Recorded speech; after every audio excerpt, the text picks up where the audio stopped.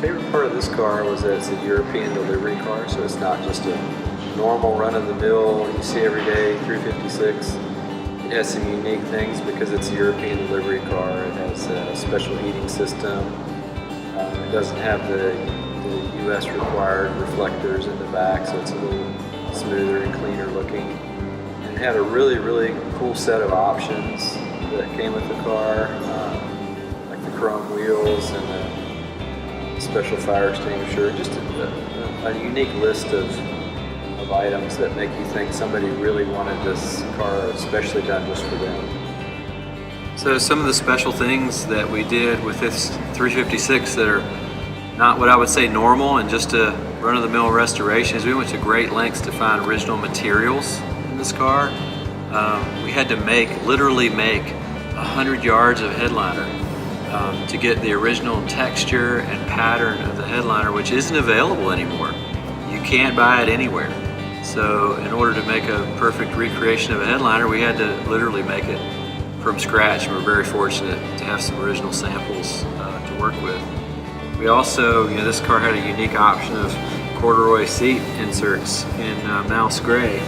And we were really fortunate. We actually found the original supplier of Porsche in Italy that still had stock, still keeps stock of this corduroy. And we're able to incorporate that into the restoration as well. So lots of little things like that we were able to do because we were really searching for not only the perfect preparation but also the restoration details that really make this car unique. And it took a lot more time and effort and consequently cost to do it that way. And I think the end result really turned out great. So this engine in this 356 SC is really the last of the 356 generation engines. This is a 95 horsepower, really the best culmination of everything they knew about the 356.